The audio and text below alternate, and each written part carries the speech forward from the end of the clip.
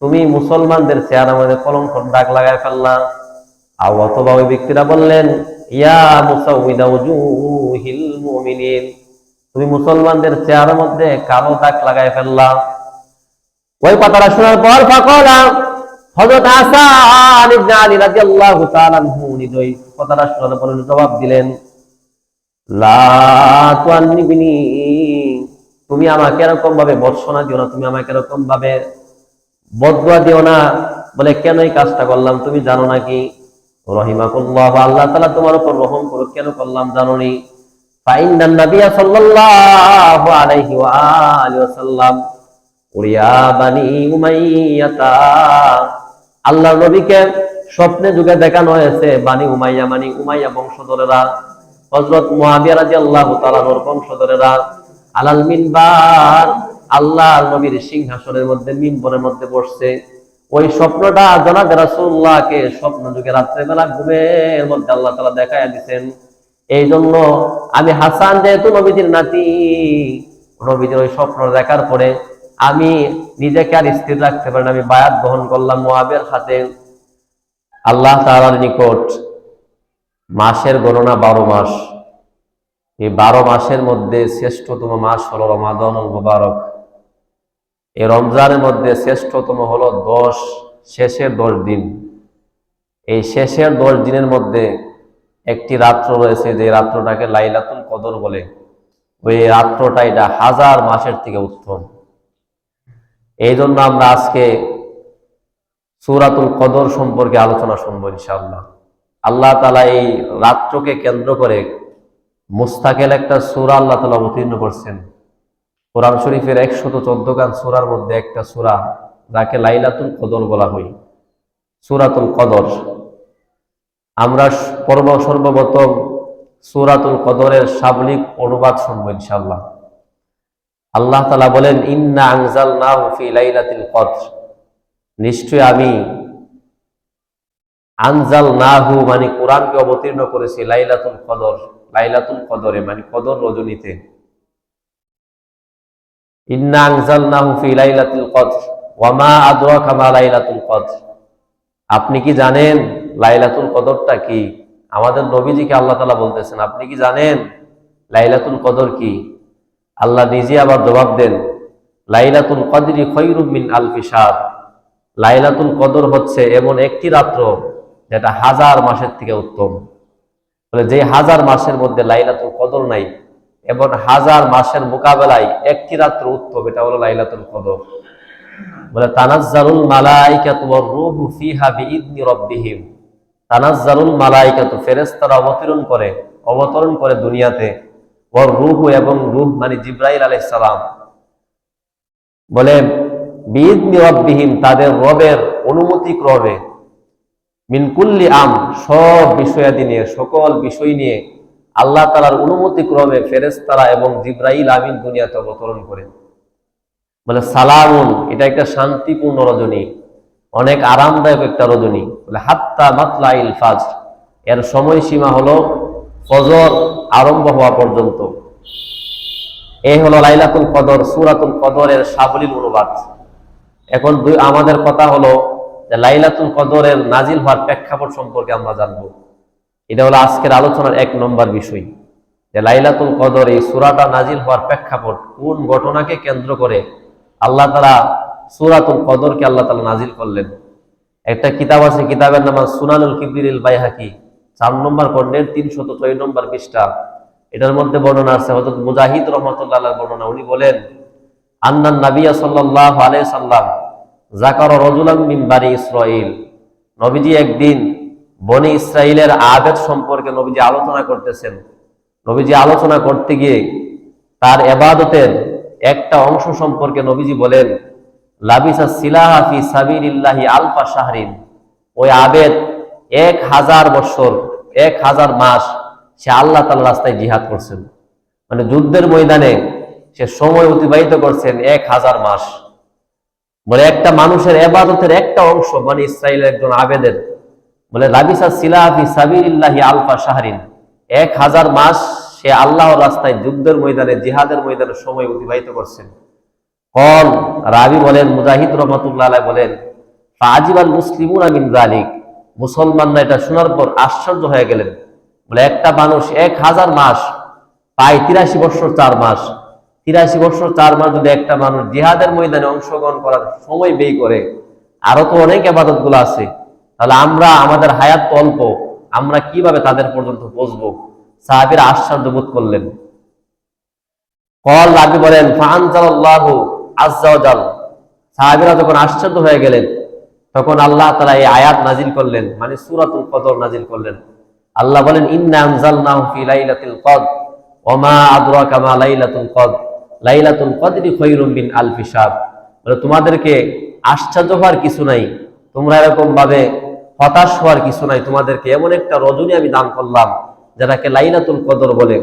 ওই আবেদ সে এরকম ভাবে 1000 মাস জিহাদের ময়দানে অংশগ্রহণ করলে, 83 বছর 4 মাস জিহাদের ময়দানে অংশগ্রহণ করে সওয়াব অর্জন করছে, যে মর্যাদা ফজিলত অর্জন করছে। তোমরা যদি একটি রাত্র লাইলাতুল কদর পেয়ে যাও, ইবাদতের মাধ্যমে যদি অতিবাহিত করতে পারো, এক রাত্রের বিনিময়ে আমি তাদের মতো, তার মতো তোমাদের মর্যাদা, তোমাদের সব তার মতো আমি দান করব।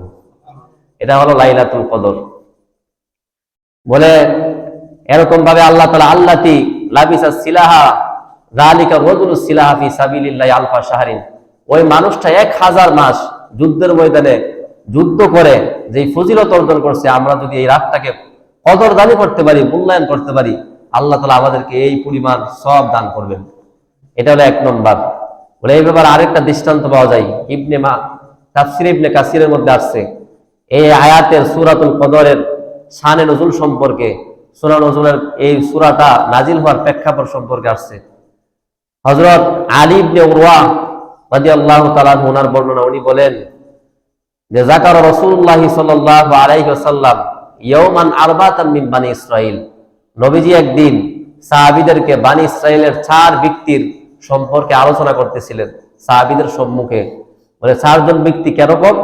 বলে ফাআবাদাল্লাহু সামানিনা আমান, যে 4 জন লোক তারা এরকম ভাবে সামানিনা আমান 80 বছর আল্লাহ তাআলার রাস্তায় ইবাদত করছে, আল্লাহ তাআলার জন্য। বলে লাম ইয়াসুহু তরফাত আইনিন, অন্য কোনো দিকে মুতাওয়াজ্জহ হয় নাই। বলে একাধারে 80 বছর তারা আল্লাহ তাআলার রাস্তায় এরকম ভাবে আল্লাহ তাআলার জন্য ইবাদত বন্দি করছেন এই মানুষগুলা। বলে এরকম ভাবে কল রাবি বলেন, আলী ইবনে উরওয়া বলেন, বলে ফাজিবা আসহাবু রাসূলিল্লাহ সাল্লাল্লাহু আলাইহি সাল্লাম, নবীজির সামনে বসে থাকা সাহাবীরা এই ঘটনা শোনার পর সবাই আশ্চর্য হয়ে গেলেন। আশ্চর্য হয়ে সবাই হতাশ হতে লাগলেন। সবাই বলতে লাগলেন যে 4 জন মানুষ যদি লাগাতারে একাধারে এরকম ভাবে 80 বছর ইবাদত করতে পারে, এটা তো আশ্চর্যের বিষয়। বলে ফাতাহু জিবরাইল, জিবরাইল আমিন ওই সময় নবীজির কাছে আসছেন।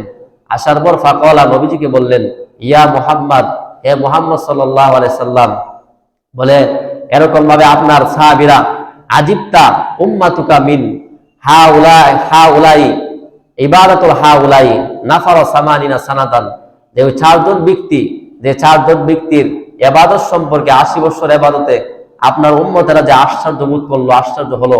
বলে 4 জন কারা? বলে ওয়াজাকার আইয়ুবা ওয়া জাকারিয়া ওয়া হিসকিল ওয়া ইউশা ইবনে নূহ, একজন হলো জাকারিয়া, আইয়ুব, ইউশা, হিসকিল আলাইহিস সালাম। বলে এই 4 জন মানুষ বানি ইসরাইলের, তারা লাগাতার একাধারে এই 4 বন্ধু মিলা 80 বছর আল্লাহ তাআলা ইবাদত করেছে, টানা 80 বছর। বলে আপনার সাহাবীরা যে আশ্চর্য বোধ করলেন। বলে ওয়াকাদ আনজালাল্লাহু, আল্লাহ তাআলা খায়রুম মিন যালিক, এর থেকে উত্তম আপনার উপর অবতীর্ণ করছেন। বলে এটা কি? বলে আল্লাহ তাআলা এরকম ফাকরা আলাইহি, অতঃপর তিনি নবীজির সামনে সূরাতুল কদরটা তেলাওয়াত করতে লাগলেন। ইন্না আনজালনাহু ফি লাইলাতিল কদর ওয়া মা আদরাকা মা লাইলাতুল কদর লাইলাতুল কদরি খায়রুম মিন আলফি শাহর। বলে হাযা আফদালু মিম্মা আজিবতা উম্মাতাকা ওয়া আনতা ওয়া উম্মাতাকা, আপনি এবং আপনার সাহাবীরা যে বিষয়টা নিয়ে আশ্চর্য বোধ করলেন, এর থেকে উত্তম আল্লাহ তাআলা আপনার উপর অবতীর্ণ করছেন এই মুহূর্তে। এটা হলো সূরাতুল কদর। এটা হলো সূরাতুল কদর, যে সূরাটা আমি একটু আগে আপনাদের সামনে তেলাওয়াত করলাম। বলে এই সূরাটা এরকম একটা জিনিস, বলে আল্লাহ তাআলা আপনাকে, আপনার উম্মতদেরকে এটা নাজিল করছেন, অবতীর্ণ করছেন। তারা 80 বছর টানা ধরে ইবাদত করছে, যেরকম যে সওয়াব অর্জন করছে, যে মর্যাদা মর্তবা আল্লাহ তাআলার নিকট অর্জন করছেন। বলে আপনার উম্মতরা যদি একটি রাত্র ইবাদত করতে পারে, আল্লাহ তাআলা তাদেরকে এই পরিমাণ মর্যাদা দান করবেন। বলে ফাসুররা বিযালিকা রাসূলুল্লাহ সাল্লাল্লাহু আলাইহি ওয়াসাল্লাম ওয়ান নাস মাহু, নবীজি এবং নবীজির সাথে যে সাহাবীরা ছিল সবাই এই সুসংবাদ শোনার পর সবাই আনন্দিত হয়ে গেলেন। কারণ সাহাবীরা ইবাদতের ক্ষেত্রে একজন আরেকজনের সাথে প্রতিযোগিতা করতেন। সাহাবীরা ইবাদতের আওয়াজ শুনলে তাদের কাছে সবচেয়ে খুশির সংবাদ ছিল এটা যে অল্প আমলের মাধ্যমে কেমনে বেশি নিয়ে কামাই করা যায়। বলে এই হলো সূরাতুল কদরের প্রেক্ষাপট, শানে নুজুল। এটা হলো 1 নম্বর। 2 নম্বর, আল্লাহ তাআলা লাইলাতুল কদরে কোরআন শরীফ অবতীর্ণ করছেন। আমাদের সামনে যে কোরআনটা আমরা দেখতে পাই, এই কোরআনটাকে আল্লাহ তাআলা লাইলাতুল কদরের মধ্যে অবতীর্ণ করছেন। বলে কিভাবে? তাফসীর ইবনে কাসিরের মধ্যে আসছে। হযরত ইবনে আব্বাস রাদিয়াল্লাহু তাআলা আনহুর বর্ণনা, উনি বলেন আনজালাল্লাহুল কুরআনা জুমলাতান ওয়াহিদাতান মিনাল লাউহিল মাহফুজ। আনজালাল্লাহুল কুরআনা জুমলাতান ওয়াহিদাতান মিনাল লাউহিল মাহফুজ। আল্লাহ তাআলা লৌহে মাহফুজ থেকে সম্পূর্ণ কুরআন, সূরা ফাতিহা থেকে সূরা নাস পর্যন্ত সম্পূর্ণ কুরআন আল্লাহ তাআলা ইলা বাইতিল ইজ্জাতি মিনাস সামাঈদ দুনিয়া, লৌহে মাহফুজ থেকে প্রথম আসমানের মধ্যে একটা ঘর আছে, যেটাকে বাইতুল ইজ্জা বলা হয়। ওই বাইতুল ইজ্জার মধ্যে আল্লাহ তাআলা অবতীর্ণ করলেন। সুম্মা নাযালা মুফাসসালান বিহাসবিল ওয়াকাই ফি 23 সানাতান আলা রাসূলিল্লাহি সাল্লাল্লাহু আলাইহি সাল্লাম। অতঃপর আল্লাহ তাআলা প্রয়োজন অনুপাতে যখন যেই জিনিসটা যখন যতটুকু আয়াত অবতীর্ণ করার প্রয়োজন পড়লো, কোন সময় আল্লাহ তাআলা সূরা অবতীর্ণ করলেন, কোন সময় 3 আয়াত 2 আয়াত অবতীর্ণ করলেন।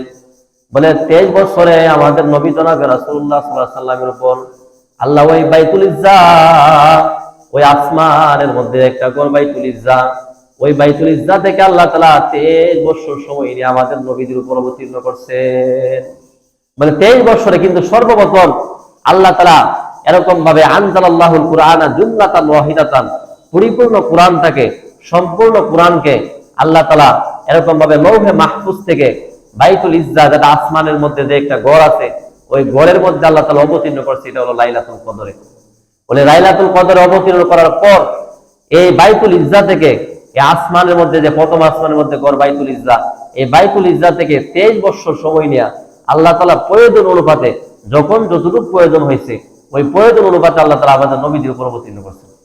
এই হলো 2 নম্বর আজকের আলোচনা। 3 নম্বর যে বিষয়টা হলো যে এখানে এই সূরাতুল কদরের মধ্যে একটা আয়াত আছে যে লাইলাতুল কদরি খায়রুম মিন আলফি শাহর। লাইলাতুল কদরটা, কদর রজনীটা 1000 মাস থেকে উত্তম। এই সম্পর্কে কিছু কথা।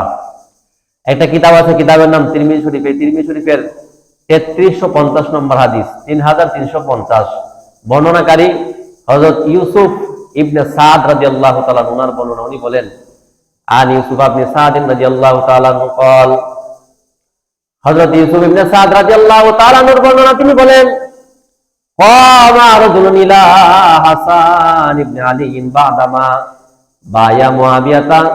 হযরত হাসান, নবীজির নাতি হযরত হাসান রাদিয়াল্লাহু তাআলা আনহু, উনি যখন হযরত মুআবিয়া রাদিয়াল্লাহু তাআলা আনহুর নিকট বায়াত গ্রহণ করলেন, বায়াত গ্রহণ করার পর একজন লোক ওনার সামনে এরকম ভাবে দাঁড়াইলেন, দাঁড়ায় বললেন, ফাকালা, ব্যক্তিরা বললেন, সাওয়াত্তা উজুহাল মুমিনিন, তুমি মুসলমানদের চেহারার মধ্যে, মুসলমানের চেহারাকে তুমি কলঙ্কিত করলা।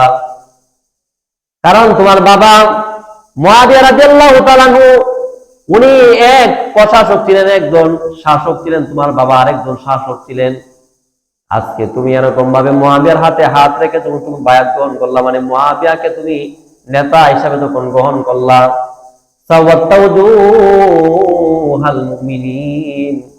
তুমি মুসলমানদের চেহারা মধ্যে কলঙ্কর দাগ লাগায় ফেললা। অথবা ওই ব্যক্তিরা বললেন, ইয়া মুসাউইদা উজুহিল মুমিনিন, তুমি মুসলমানদের চেহারার মধ্যে কালো দাগ লাগায় ফেললা। ওই কথাটা শোনার পর ফাকালা, হযরত হাসান ইবনে আলী রাদিয়াল্লাহু তাআলা আনহু ওই কথাটা শোনার পর জবাব দিলেন, লা তুআন্নিবিনি, তুমি আমাকে এরকম ভাবে বর্ষনা দিও না, তুমি আমাকে এরকম ভাবে বদদুয়া দিও না। বলে কেন এই কাজটা করলাম তুমি জানো নাকি? রহিমাকুল্লাহ, আল্লাহ তাআলা তোমার উপর রহম করুক, কেন করলাম জানো নি?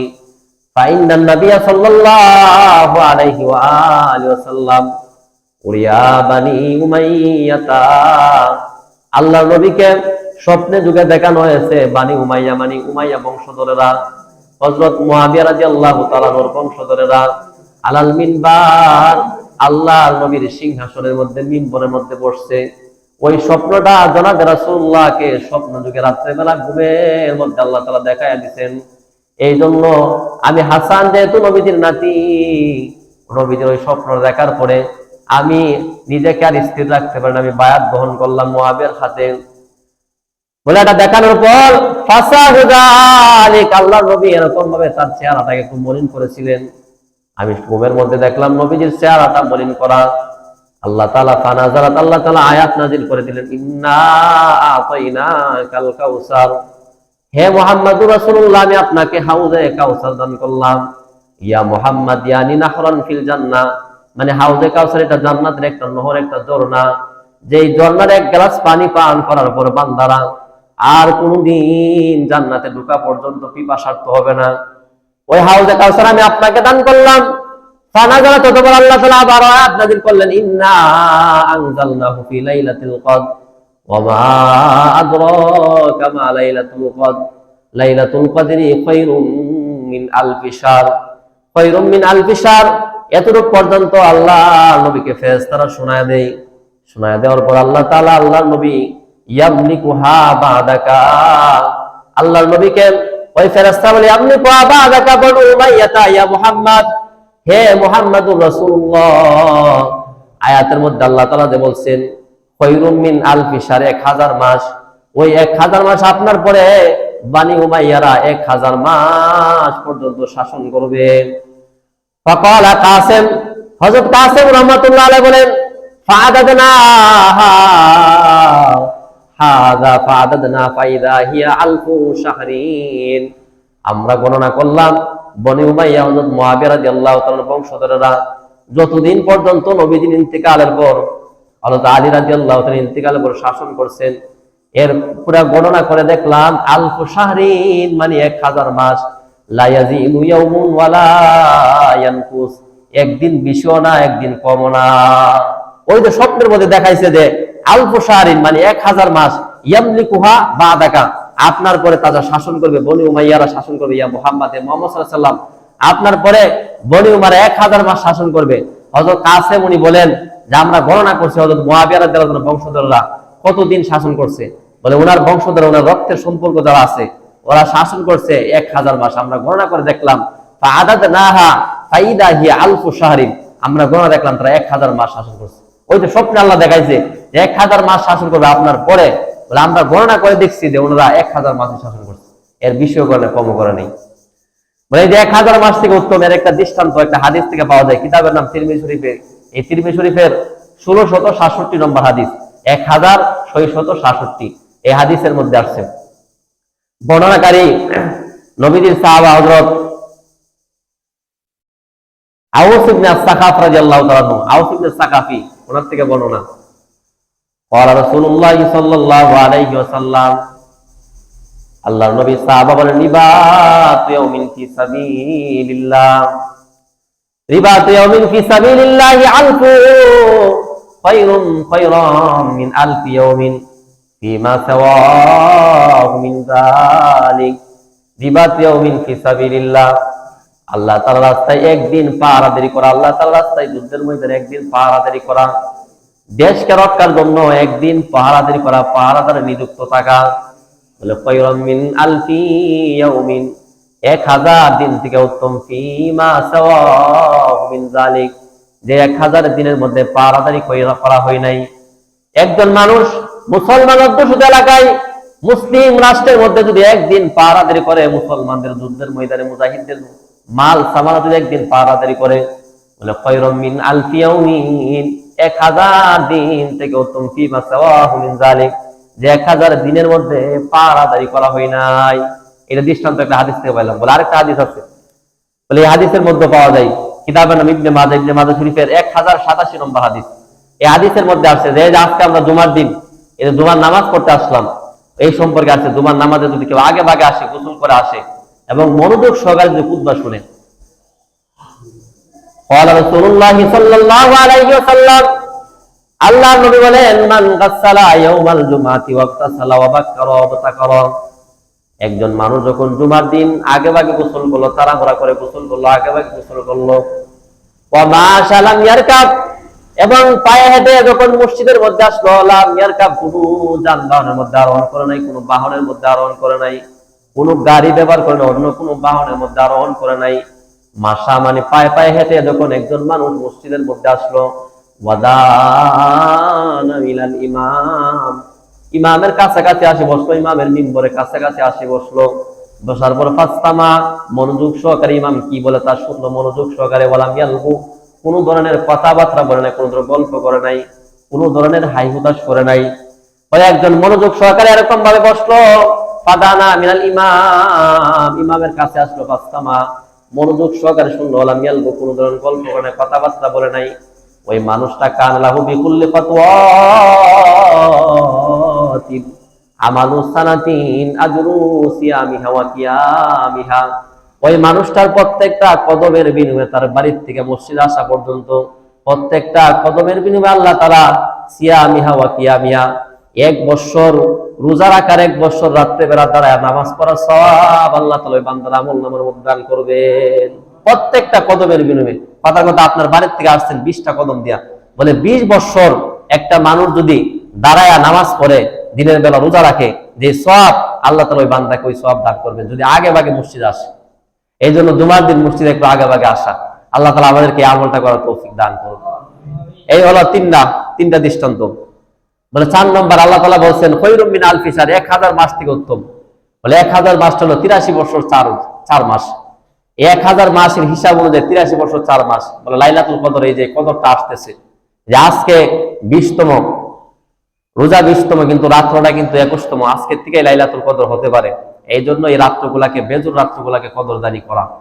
লাইলাতুল কদরের ফজিলত কি? 4 নম্বর লাইলাতুল কদরের ফজিলত, বুখারী শরীফের 35 নম্বর হাদিস, বর্ণনাকারী হযরত আবু হুরায়রা রাদিয়াল্লাহু তাআলা আনহু বলেন, আর নবী রাদিয়াল্লাহু তাআলা আনহু قال قال رسول الله صلى الله عليه واله وسلم, আল্লাহর নবী সাহাবা হযরত আবু হুরায়রা রাদিয়াল্লাহু তাআলা আনহু বলেন, আল্লাহর নবী বলেন, মাইয়াকুম লিলাইলাতুল কদরি ঈমানাও ওয়া ইহতিসাবা গুফিরা লাহু মা তাকদ্দামা মিন যামবি, মাইয়াকুম, যেই ব্যক্তি লাইলাতুল কদর রাত্রিটা জাগ্রত থাকলো, মাইয়াকুম মানে জাগ্রত হওয়া, যেই ব্যক্তি লাইলাতুল কদরের মধ্যে রাত্রিটা জাগৃত থাকলো, মাইয়াকুম লাইলাতুল কদরি ঈমানাও ওয়া ইহতিসাবা, ঈমানের সাথে এবং সওয়াবের আশায় যেই ব্যক্তি রাত্রে লাইলাতুল কদরটা জাগ্রত থাকলো, ঈমান ওয়া ইহতিসাবা গুফিরা লাহু মা তাকদ্দামা মিন যামবি, আল্লাহ তাআলা ওই বান্দার এক রাত্রে উসিলা কইরা তার আমল অতীতের সব গুনাহগুলো আল্লাহ তাআলা maaf করে দিবেন। যেই একটা রাত্র মাইয়াকুম লাইলাতুল কদরি ঈমান ওয়া ইহতিসাবা গুফিরা লাহু মা তাকদ্দামা মিন যামবি, একটা রাত্র যেটাকে লাইলাতুল কদর বলে, একটা রাত্র কেউ যদি জাগ্রত থাকে, মাইয়াকুম মানে জাগ্রত হওয়া, কিয়াম করা, জাগ্রত থাকা, জাগ্রত থাকলো। বলে জাগ্রত থাকে আবার এটা না যে গল্প গুজব করলাম, ঘোরাঘুরি করলাম, এমন না। বলে ইবাদতের মাধ্যমে অতিবাহিত করলো, চাই ইবাদতটা নামাজ হোক বা তাসবিহ তাহলিল হোক, কুরআন তেলাওয়াত হোক, ইবাদতের মাধ্যমে যদি কেউ অতিবাহিত করে, বলে গুফিরা লাহু মা তাকদ্দামা মিন যামবি, আল্লাহ তাআলা তার অতীতের সব গুনাহগুলো আল্লাহ তাআলা maaf করে দিবেন। এটা লাইলাতুল কদরের ফজিলত। 5 নম্বর যে বিষয়, এটা হলো লাইলাতুল কদরটা কবে, এই ব্যাপারে 7টা দৃষ্টান্ত, যতটুকু পারি দৃষ্টান্তগুলো বলবো, পরবর্তী জুমাতে বাকিটি বলবো ইনশাআল্লাহ। 1 নম্বর বুখারী শরীফের 2017 নম্বর হাদিসের বর্ণনা, হযরত আম্মা জান আয়েশা সিদ্দিকা রাদিয়াল্লাহু তাআলা বলেন, আন আয়েশা সিদ্দিকা রাদিয়াল্লাহু তাআলা আনহা আন্না রাসূলুল্লাহ সাল্লাল্লাহু আলাইহি ওয়া আলিহি ওয়াসাল্লাম, হযরত আম্মা জান আয়েশা সিদ্দিকা রাদিয়াল্লাহু তাআলা আনহার বর্ণনা, আম্মা জান আয়েশা সিদ্দিকা বলেন, আল্লাহর নবী জনাবে রাসূলুল্লাহ সাল্লাল্লাহু আলাইহি ওয়াসাল্লাম আমাদেরকে সম্বোধন করে নবীজি বলেন, তাহারু লাইলাতুল কদরি ফিল বিতরি মিনাল আশরিল আওয়াখির মিন রমাদান, তাহারু লাইলাতুল কদরি, তোমরা লাইলাতুল কদরটা তালাশ করো, ফিল বিতরিল আশরিল আওয়াখির মিন রমাদান, রমজানের শেষ দশকের মধ্যে তোমরা লাইলাতুল কদর তালাশ করো। ওই আজকের থেকে শুরু হবে, আজকে রাত্র থেকে শেষ দশক শুরু হবে, ওই শেষ দশকের দিন শেষ দশক থেকে তোমরা লাইলাতুল কদরটা তালাশ করো। আমরা বুঝতে পারলাম যে লাইলাতুল কদরটা শেষ দশকে আছে। 2 নম্বর দৃষ্টান্ত, কিতাবের নাম আবু দাউদ শরীফ, এই আবু দাউদ শরীফের 3500 1381 নম্বর হাদিসের বর্ণনাকারী হযরত ইবনে আব্বাস রাদিয়াল্লাহু তাআলা উনি বলেন, আন ইবনে আব্বাস রাদিয়াল্লাহু তাআলা আনহু قال আনিন নবী সাল্লাল্লাহু আলাইহি ওয়া আলিহি ওয়াসাল্লাম, আল্লাহর নবী সাহাবা হযরত ইবনে আব্বাস রাদিয়াল্লাহু তাআলা আনহু বর্ণনা আল্লাহর নবী বলেন, আলতামিসু ফিল আশরিল আওয়াখির মিন রমাদান, তোমরা আলতামিসু ফিল আশরিল আওয়াখির মিন রমাদান, শেষ দশকে তোমরা গণনা করো, লাইলাতুল কদরকে তোমরা শেষ দশকে গণনা করো। নবীজি বলেন, ফি তাসিয়াতিন তাবকা ওয়া ফি সাবিয়াতিন তাবকা ওয়া ফি খামিসাতিন তাবকা, মানে 9 দিন বাকি থাকতে মানে 21তম রজনীতে তোমরা লাইলাতুল কদর তালাশ করো। ওয়া ফি সাবিয়াতিন তাবকা, 7 দিন বাকি থাকতে মানে 23তম তারিখে। ওয়া ফি খামিসাতিন তাবকা, মানে 5 দিন বাকি থাকতে মানে 25তম রজনীতে তোমরা 21তম রজনীতে, 27তম রজনীতে, 25তম রজনীতে লাইলাতুল কদর তালাশ করো। এই হাদিস দ্বারা আমরা বুঝতে পারলাম যে লাইলাতুল কদরটা 21তম রজনীতে পাওয়া যেতে পারে। এই জন্য 21তম রজনীতে ইবাদত করা। আমরা অনেকে 27-এর আশায় বসে থাকি, এরকম না, বলে 21তম রজনীতেও লাইলাতুল কদর হতে পারে। ইবনে আব্বাস রাদিয়াল্লাহু তাআলা বর্ণনা থেকে আমরা জানতে পারলাম। কিতাবের নাম আবু দাউদ শরীফ। এই আবু দাউদ শরীফের 1381 নম্বর হাদিসের বর্ণনা। বলে এটা হলো 2 নম্বর। 3 নম্বর কিতাবের নাম হলো মুসলিম শরীফ। এই মুসলিম শরীফের 2665 নম্বর হাদিস। এই হাদিস দ্বারা বোঝা যায় যে লাইলাতুল কদরটা এটা 23তম রজনীতে হতে পারে। এটা হলো 21 গেল আগেরটা, এরপর হলো 23। বর্ণনাকারী হযরত আব্দুল্লাহ ইবনে উনাইস রাদিয়াল্লাহু তাআলা, আনাস না উনাইস, ওনার বর্ণনা উনি বলেন, আন আব্দুল্লাহ ইবনে উনাইস রাদিয়াল্লাহু তাআলা قال আন্না রাসূলুল্লাহ সাল্লাল্লাহু আলাইহি ওয়া আলিহি ওয়াসাল্লাম, হযরত আব্দুল্লাহ ইবনে উনাইস রাদিয়াল্লাহু তাআলা আনহু বর্ণনা, তিনি আল্লাহর নবী বলেন, উরিতু লাইলাতুল কদরি, লাইলাতুল কদরটাকে স্বপ্নে যুগে আমি মুহাম্মদকে দেখানো হয়েছিল। সুম্মা উনসিতুহা, অতঃপর আমি আবার ভুলে গিয়েছি, আমাকে ভুলাই দেওয়া হয়েছে। আল্লাহর নবী বলেন, ওয়ারিনা ওয়ারিনি ওয়ারানি, আমাকে এটাও আবার স্বপ্নে যুগে দেখানো হয়েছে।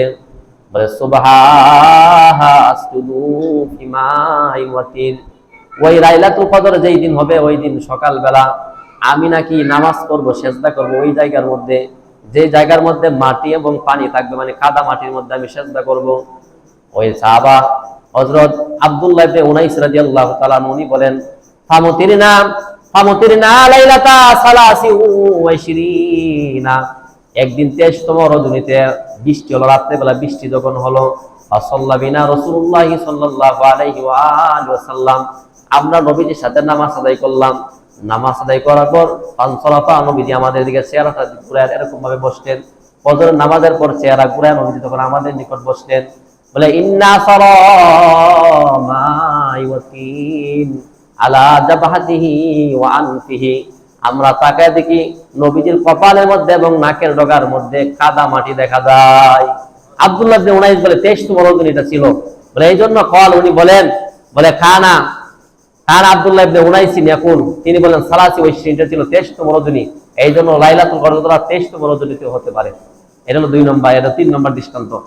4 নম্বর, যে লাইলাতুল কদরটা এটা এরকম ভাবে 24তম রজনীতে হতে পারে। বলে বেজুর, এটা কিন্তু এটা জোর হাদিসের মধ্যে আসছে। কিতাবের নাম বুখারী শরীফ। বুখারী শরীফের 2022 নম্বর হাদিসের বর্ণনা। হযরত ইবনে আব্বাস রাদিয়াল্লাহু তাআলা বলেন, হাদিসের শেষের দিকে আব্বাস রাদিয়াল্লাহু তাআলা বলেন, বলে আলতামিসু ফি সালাফি আরবাতি ওয়া ইশরিন, তোমরা 24তম রজনীতে লাইলাতুল কদর তালাশ করো। 5 নম্বর দৃষ্টান্ত, লাইলাতুল কদরটা এটা 25তম রজনীতে হতে পারে। বুখারী শরীফের 2023 নম্বর হাদিস, হযরত উবাদা ইবনে সামিদ রাদিয়াল্লাহু তাআলা বর্ণনা। এটাই বলে আজকের শেষ। উবাদা ইবনে সামিদ রাদিয়াল্লাহু তাআলা উনি বলেন, আন উবাদা ইবনে সামিদ রাদিয়াল্লাহু তাআলা আনহু قال قال النبي صلى الله عليه واله وسلم লিয়ুখবিরানা বিলাইলাতুল কদরি, একদিন আল্লাহর নবী আমাদের নিকট বের হয়ে আসলেন, লিয়ুখবিরানা, আমাদেরকে সংবাদ দেওয়ার জন্য, বিলাইলাতুল কদর, লাইলাতুল কদর সম্পর্কে। ফাতালা রাজুলান মিনাল মুসলিমিন, প্রতিমধ্যে আসার পর 2 জন মুসলমান ঝগড়া লাগলো। নবী যখন তাদের মধ্যে ঝগড়া মীমাংসা করতেছিলেন, মীমাংসা করতে করতে নবীজি লাইলাতুল কদর সম্পর্কে সংবাদটা ভুলে গেলেন।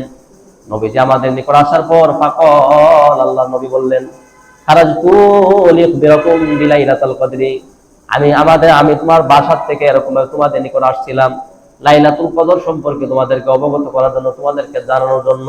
বলে ফাতালা ফুলান ওয়া ফুলান, অমুক অমুক আমার দুই উম্মত ঝগড়া করার কারণে, তাদের মধ্যে মীমাংসা করার কারণে ফারুফিয়াত, আল্লাহ তাআলা আমাকে লাইলাতুল কদর সম্পর্কে সংবাদটা আল্লাহ বলে দিয়েছেন। আল্লাহর নবী বলেন বলে দিয়েছেন ফারুফিয়াত বলে দিয়েছেন ওয়াসা ইয়াকুনা খায়রুল লাকুম, আমি নবী আশাবাদী আল্লাহ তাআলা যে আমাকে লাইলাতুল কদর সম্পর্কে সংবাদটা আল্লাহ বলে দিয়েছেন, এর মধ্যে তোমাদের জন্য কল্যাণ রয়েছে।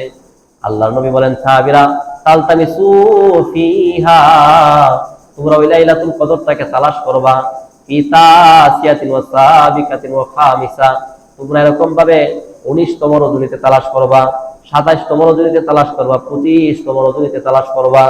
আল্লাহ তাআলা বলে দিয়েছেন বলে এটা কল্যাণ। এই জন্য লাইলাতুল কদর যদি একদিন নির্ধারণ থাকতো, মুসলমানরা একদিন ইবাদত করত। আল্লাহ তাআলা ব্যাপক রাখছেন, প্রকাশ করে নাই। এই জন্য মুসলমান 21 থেকে 29 পর্যন্ত ইবাদত করবে। বলে এটা ইবাদত যত করবা, রমজানের একটা নফল নামাজ পড়া অন্য দিনের ফরজের সমতুল্য। এই জন্য যত ইবাদত করবা এটা তোমাদের জন্য কল্যাণ। ওয়াসাইয়াকুনা খায়রুল লাকুম, আমি নবী আশাবাদী আল্লাহ তাআলা এটা তোমাদের মধ্যে তোমাদের জন্য কল্যাণ রাখছে, এই জন্য আমাকে বলে দিছে। আসলেই তো এই যে দেখেন নিসফে শাবান, শবে বরাত যে আসছিল, শবে বরাত একদিন কিন্তু ইবাদতের অপশন। দেখেন আমরা কিন্তু কেউ বেশি ইবাদত করি নাই।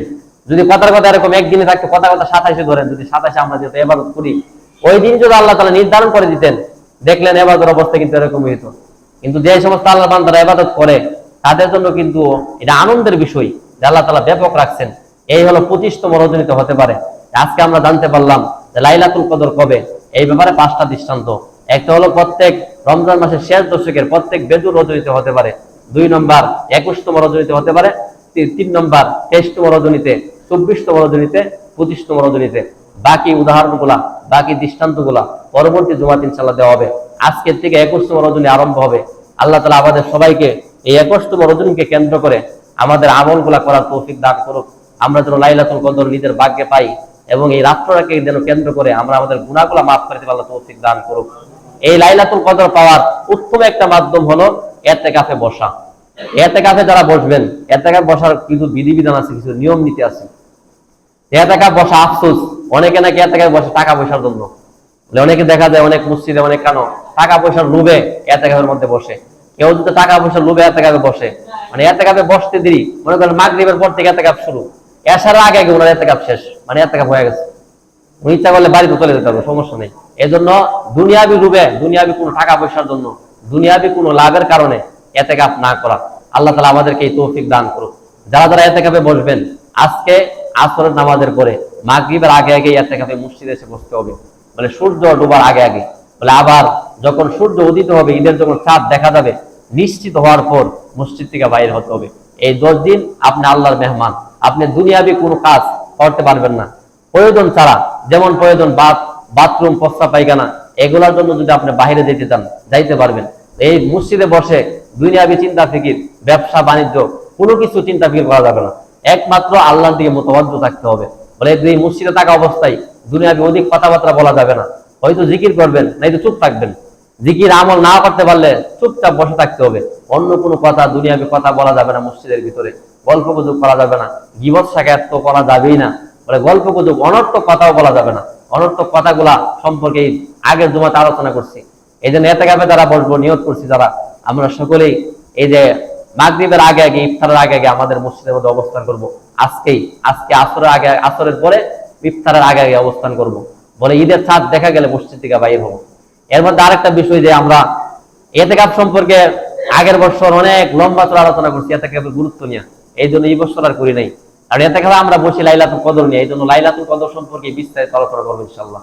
আরেকটা বিষয় যে সদকাতুল ফিতর কত, যে আমাদের আব্দুল মালিক, মুফতি আব্দুল মালিক রহিমাহুল্লাহ হাফিজাহুল্লাহ তাআলা অনেক বড় আলেম, উনি বর্তমান বাইতুল মুকাররমের খতিব, অনেক যোগ্য আলেম।